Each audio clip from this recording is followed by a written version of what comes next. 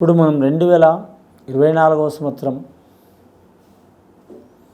ఫిబ్రవరి నెల 1వ తేదీ నుంచి 15వ తేదీ వరకు ద్వాదశ రాశుల్లో మొదటి రాశి మేషరాశి వారి జ్యోతిష్యం భూత భవిష్యత్ వర్తమానం ఎలా ఉందో శుభయోగం అశుభయోగం గోచార యోగం ఆచార యోగం దర్శన యోగం చూద్దామండి. గవ్వలేసి 9 గవ్వలు 3 సార్లు వేసి వాటిని లెక్క పెట్టి కౌంట్ చేసి వారి జ్యోతిష్యం ఎలా ఉందో చూద్దామండి. మేషరాశి వారిది.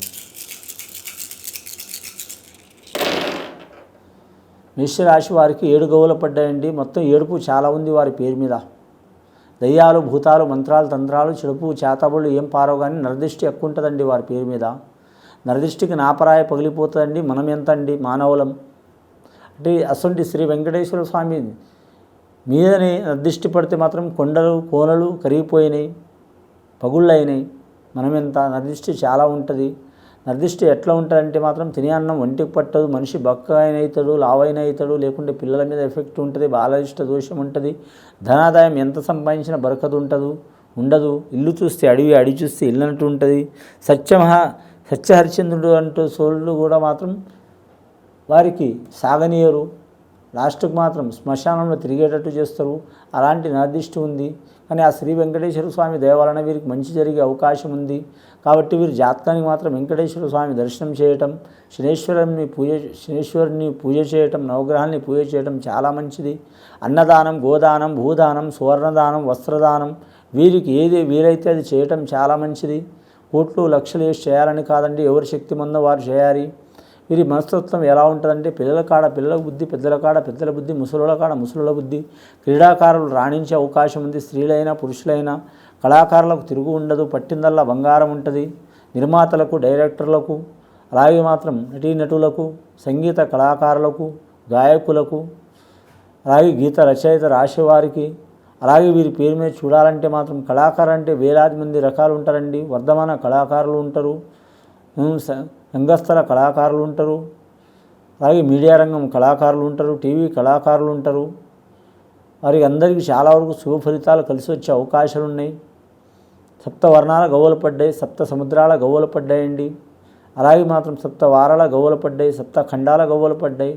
చాలా వరకు శుభయోగం కలిసి వచ్చే అవకాశం ఉందండి. రెండవసారి గవ్వలేసి చూద్దాం మేషరాశి వారి పేరు మీద.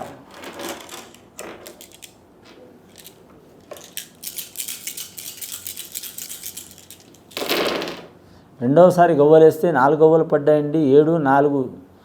కానీ రాహు కేతు ఫస్ట్ పడ్డది, తర్వాత రాహు పడ్డది. కానీ మాత్రం మీరు జాతకంలో చూడాలంటే మాత్రం ఈ 4 పనుల్లో వీరికి ఏది చేసినా కలిసి వచ్చే అవకాశం ఉందండి. శని మంచిగా ఉంది. పంచాంగ శాస్త్ర ప్రకారం 11వ స్థానంలో నడుస్తుంది వీరి పేరు మీద. కానీ మాత్రం చాలా వరకు శుభయోగం కలిసి వచ్చే అవకాశం ఉంది. నవగ్రహాల్లో వీరికి మాత్రం 6 గ్రహాలు మంచిగా ఉన్నాయండి. 3 గ్రహాలు మంచిగా లేవు. గత కొన్ని సంవత్సరాల నుంచి పడుతున్న చిక్కులు చికాకులు తొలగిపోయే అవకాశాలు ఉన్నాయి. అలాగే నిరుద్యోగులు శుభవార్త వినే అవకాశం ఉంది. కేంద్రపరంగా ఉద్యోగాలు కోరుకునే వారికి మాత్రం 30% దొరికే అవకాశాలు ఉన్నాయి. రాష్ట్రపరంగా ఉద్యోగాలు కోరుకునే వారికి మాత్రం 50% దొరికే అవకాశాలు ఉన్నాయి. 20% వారికి మాత్రం ఆశాజనకంగా ఉంటుంది. అలాగే మాత్రం రాజకీయ పరంగా ఎదగాలనుకునే వారికి తప్పకుండా ఎదిగే అవకాశం ఉంటుంది. వ్యాపారపరంగా ఎదగాలనుకునే వారికి తప్పకుండా కృషితో నాస్తి దుర్భిక్షం అన్నట్టు వారు చేసే కష్టానికి ఫలితం ఉంటుంది. అలాగే వీరు చాలా మాటకారి ఉంటారు, ఉద్రేకులు ఉంటారు. కానీ మాత్రం కృత్తికా నక్షత్రం వారికి మాత్రం శుభయోగం ఉంటుందండి. అలాగే అశ్విన్ నక్షత్రం వారికి కూడా శుభయోగం ఉంటుంది. ఎందుకంటే గుర్రం వర్గం అంటే మాత్రం చాలా వరకు అశ్వయోగం అండి. కానీ మాత్రం చాలా పాజిటివ్ గుణం ఉంటుంది. ఆలోచన శక్తి చాలా ఉంటుంది. 10 రూపాయలు ఉన్నాయని మురువరు, లేవని బాధపడరు. ఉంటే తింటారు, లేకుంటే ఉపవాసం ఉంటారు. కానీ ఉద్యోగాలు అడగరు. ఆశాజనకమైన గుణం ఉంటుంది. 10 మంది పెట్టే గుణం, తిట్టే గుణం, కొట్టే గుణం 3 గుణాలు ఉంటాయి వీరి జాతక బలంలో. స్త్రీలకైనా పురుషులకైనా బాలికలు ముఖ్యంగా వివాహం చేసుకోవాలనుకునేవారు మాత్రం ప్రేమించి వివాహం చేసుకోవాలనుకునేవారు 1కి మాత్రం 10% ఆలోచించండి. 1కి 10 సార్లు ఆలోచించండి, చాలా మంచిది. తొందరపాటు నిర్ణయాలు తీసుకోవద్దు. తొందరపాటు నిర్ణయాలు తీసుకుంటే మాత్రం జీవితం దెబ్బతింటుంది. ప్రాణానికి ఇబ్బంది, మానానికి ఇబ్బంది, కుటుంబానికి ఇబ్బంది, పరువుకి ఇబ్బంది. చాలా వరకు ఇదేం బతుకుల నాయన అన్నట్టు పేరు వస్తుంది. కానీ చాలామంది అనుకుంటారు ఒక ఊహలు జీవిస్తున్నారు. కానీ మాత్రం అందరూ ప్రేమించని మనసు అంటూ ఎవరు లేదు. రాళ్ళు రప్పలతో సహా అందరూ ప్రేమించిన వారు. కానీ ప్రేమ వ్యవహారంలో మాత్రం చాలా జాగ్రత్తగా ఉండాలండి. ఉంటే వారికి మాత్రం తిరుగు ఉండదు. జీవితకాలంలో కలిసి వస్తుంది. ఓపిక చాలా అవసరం. ఓపిక ఉన్నవారికి మాత్రం ప్రేమించాలండి. ఓపిక తక్కువ ఉన్నవారు మాత్రం కొద్దిపాటి జాగ్రత్త తీసుకోవడం చాలా వరకు శుభయోగం కలుగుతాయండి. ఇప్పటివరకు అయితే 11 గవ్వలు పడ్డాయండి. మూడోసారి గవ్వలేసి చూద్దాం మేషరాశి వారి పేరు మీద.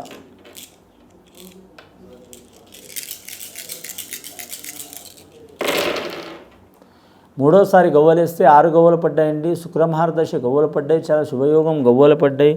మరి జాతకంలో చూడాలంటే మాత్రం వీరికి మాత్రం 6 గ్రహాలు అనుకూలంగా ఉన్నాయి. శుక్రమహారదశ గవ్వలు పడ్డది. ఇందాకనే ప్రేమ గురించి చెప్పినామండి. వీరు ఏ పనైనా సరే ప్రేమతో సాధించండి, కానీ పీడించి సాధించకండి. ఇంటి వారికి ఇబ్బంది పెట్టకండి, బయటి వారికైనా ఇబ్బంది పెట్టకండి.